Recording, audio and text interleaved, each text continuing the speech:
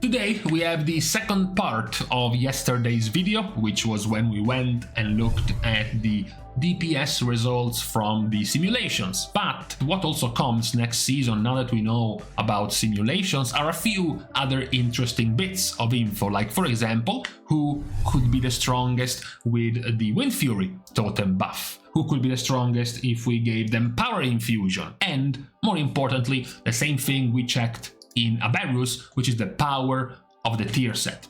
So what we're doing today is checking out some of these numbers by starting with the power of the tier sets, and then also comparing them with how powerful you have things right now with your tier, and also how your performance is. Because are you really going to care if Outlaw Rogue has one of the weakest tier sets in the game in Season 3 if they are currently doing the best?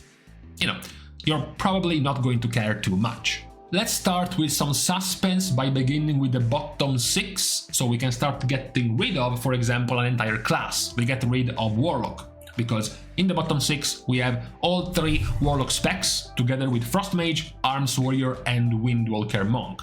Now, what we can see from their current performance is, for example, that the 3 Warlocks are consistent in being in the bottom half of performance, together with having a pretty bad tier set. Windwalker is also consistent with the bad performance and the bad tier set. The ones who are slightly better in being average, a bit below average, are going to be Frost Mage and Arms Warrior, who have one of the weakest tier sets but also doing okay in the sims.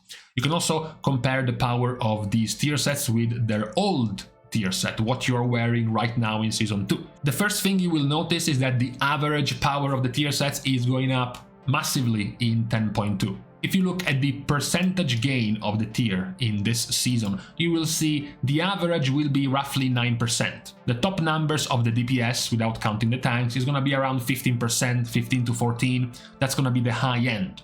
You can see that now we are already in the bottom 6 and we have specs in the 9 to 10% already, and they are supposed to be at the bottom. So it is a definite increase in power. Even then though, compared to this season, you can see the biggest loser is of course Demo, given that they had one of the strongest tier sets in Season 2 and they will have one of the weakest ones in Season 3.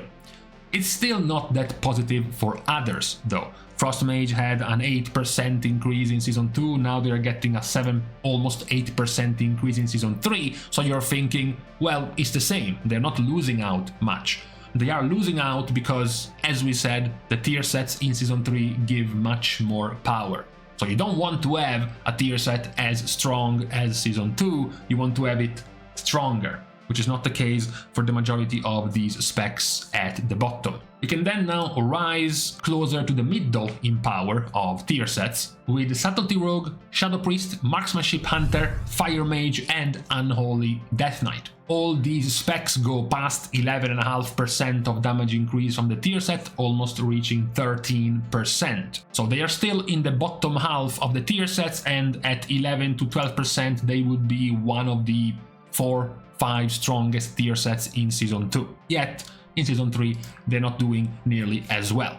We can compare them to the performance right now in the simulations, for example, and Fire Mage is roughly average. This time in the Sims is slightly better than the power of their tier set. Unholy DK actually has a stronger tier set than what their performance is showing. Marksmanship is definitely there where it's expected from the power of the tier set, so goes for Shadow Priest, and likely will go for Subtlety. As we mentioned, this sim for Subtlety is not fully working, so it's not doing nearly as bad, but it wouldn't also be one of the absolute strongest either. That is the power increase of the tier sets going back to Season 2. Not many of these specs had a powerful tier set in Season 2. Marksmanship was one of the weakest, Shadow Priest was pretty weak, Subtlety Rogue was average, slightly above average. The only one, much like our bottom with Demo being the biggest loser, the other one is Fire Mage, who also had one of the largest tier sets in Season 2, getting one of the bottom half in terms of power in Season 3.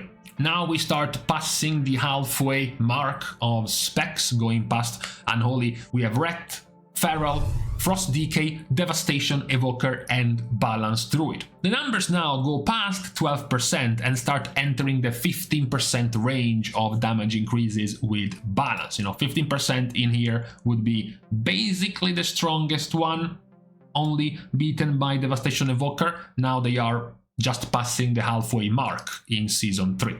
We start seeing a few more performing specs in here because we mentioned, for example, Balance and we mentioned Feral, which are currently two of the better performing ones in simulations, having a top half finish in terms of tier set power. So they are performing even better than the power of their tier set. We also have Devastation, who is in almost the same position. The position of their tier set, very similar to the position of their simulations. Another one in a very similar position, almost identical, is Frost Decay, also right above the top half of the performance in simulations. The only one that's off in this list is Ret, because Ret is actually doing significantly worse than their okay power of the tier. Across all of these, the one that is slightly more consistent could be Devastation Evoker, who had the strongest tier set in Season 2, now getting a significantly weaker one once more. Much like Demo and much like Fire, Devastation has a weak one as well.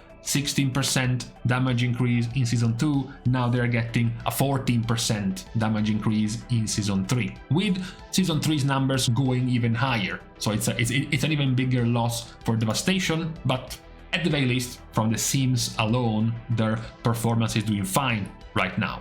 After these, we can enter the top 9. There is no top 10 because we are missing Augmentation Evoker from this list, but on good faith, I'm pretty sure Augmentation would be there. We start with Enhancement, Havoc, Arcane Mage, and Survival Hunter.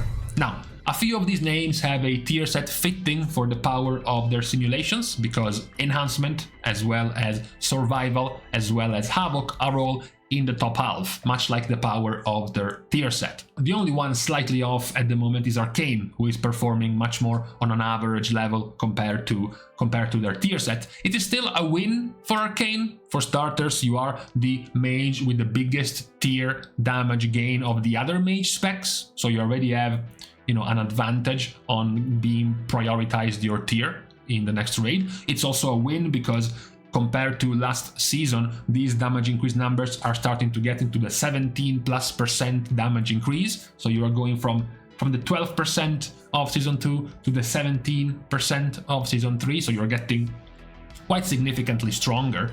It's an even larger win for Havoc, who was sitting at 10%, getting a 17% damage increase tier set. Same goes for Enhancement, 9% damage increase in Season 2, growing to 17%. And the same goes for Survival. So much more like the results of their sims are these tier sets for these specs in terms of power. The last, as well as the better performers in terms of damage increase from the tier sets, are Outlaw, Assassination, Beast Mastery, Elemental, and Fury. Now, going bit by bit, Outlaw is right here. As expected, Elemental is also right here. Beast Mastery is also right here. We are missing two. We are missing Assassination and we are missing Fury Warrior. Where are they? Assassination is below the bottom half and Fury is quite average. Yet, the damage increases are massive. It's a 29, almost 30% damage increase from a tier set to Fury Warrior and an almost 20% damage increase for Assassination. This becomes even funnier, with the comparison of the current tier, Assassination not even breaking 9% in Season 2, now getting to almost 20%. Fury Warrior going from 13% to almost 30%. It's another significant damage increase. Of course, much like we said at the beginning, do you really feel good as a Fury Warrior, knowing you have such a powerful tier set when the performance doesn't actually reflect this type of damage? There is one bit where you might feel good, is in the distribution of tier tokens. Because now, in this tier tokens between Windwalker, all of the rogues, all of the warriors, and Devastation Evoker, you are the strongest one by far. You are the one gaining the largest amount of damage in that tier token category. That's the one thing that might make you feel quite good. Same goes for the Mystic token. You know, for once we enter a token where mages won't have the default token given to them, and if there is a second token going to a balance druid, no, now it's gonna be hunters. Now it's Beast Mastery who has the strongest tier token in that category, even followed by survival actually in that category. The last one being the Dreadful, with the DKs, the Warlocks and the Demon Hunters. Obviously, we just mentioned how poor Warlock is right now and how mediocre DK is, so it's a freebie. It's a freebie easy win for Havoc in terms of getting your tier tokens in Season 3, in terms of power. These are the current results in terms of tier set power gain planned for Season 3, expected for Season 3, compared to the power gains of Season 2. So quite a few differences, obviously, very different. You know, you go from a tier where Demo, Unholy, Devastation and Fire Mage were amongst the strongest ones, and then Unholy is here, Fire Mage is here, Demo is here, Devastation is here. None of the top 4 best tier sets of Season 2 are even in the top 10 of the best tier sets of Season 3. So at the very least, in terms of change, at the very least in terms of variety, some things are changing, some things are getting quite different in Season 3. Obviously, these are sims, right? They are still using the beta version of the simulations from Raidbots and from Simulation Craft, testing the power increases. So it's still, of course, more volatile and things might change, but this is the first take of the results of the power increases given from your tier set. We can then finish with the tinier bits of info, like for example the gains given by Windfury.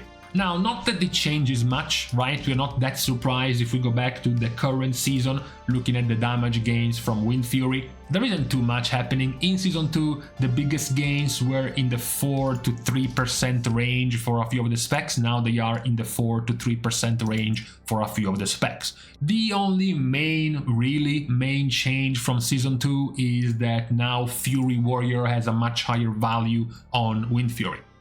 Here in the previous season, Fury Warrior was not really in the top 4 melees that could have been given a Windfury. Arms, pretty much all of the rogue specs, Frost DK, Havoc, Demon Hunter, Feral Druid, basically most of the other melees were doing better than Fury, but not in Season 3, where they seem like they will be in the Windfury group if you ever have a Fury and an Enhancement Shaman in your raid group.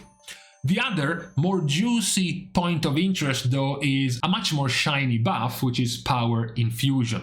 So, Power Infusion started out in Season 2 with some significant gains to certain specs. As you can see here, Unholy DK was a whooping 10% damage increase, as well as Demolock with the class trinket, even going towards 11% damage increase. Devastation Evoker was also quite high in terms of damage, as well as even Affliction Warlock. These were the primary targets we have seen this season being given Power Infusion. Now, this Season 3's Power Infusion gains, we have two things immediately noticeable with the change in Season 3.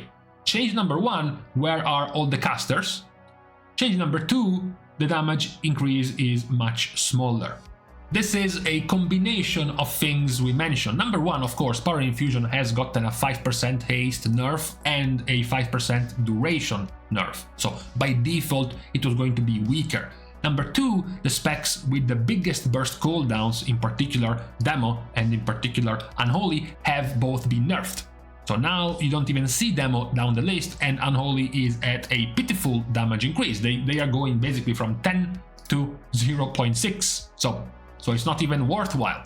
Instead, specs like Subtlety, specs like Assassination, and specs like Fury are now primary targets for PI. And it's not that things have gotten that much better. Subtlety was at 2%, Assassination was at 5%, Fury was at 3%, now they are at 4.7, 4.2 and 3.7, so the numbers are still very, very minor.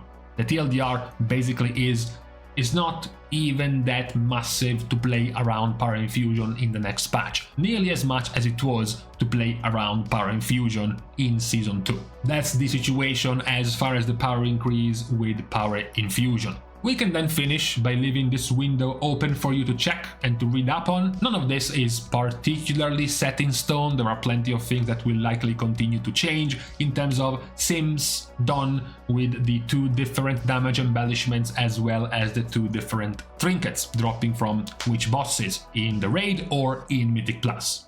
So this is not nearly as important as some of the other things like the power of your tier set gains, but it might still give you some hints, some tips on what to go for with the release of the patch in terms of embellishments and even in terms of maybe even farming, for example, Mythic Plus trinkets for some of the more wanted ones for certain DPS specs. Much like yesterday, I will also leave you the link down in the description for the Google Docs for all of this data to be checked by yourself as well.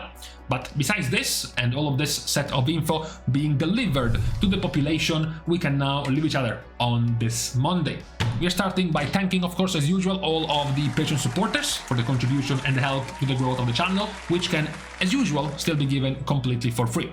You can like and comment down below, as well as subscribing to the channel itself, and that would still be greatly appreciated. Now, with these things out of the way, thank you guys again for watching. See you guys tomorrow, and in the meantime, I like it. I like it when it rains. I like it when it's foggy and cloudy. It's more relaxing to me. I don't know why precisely.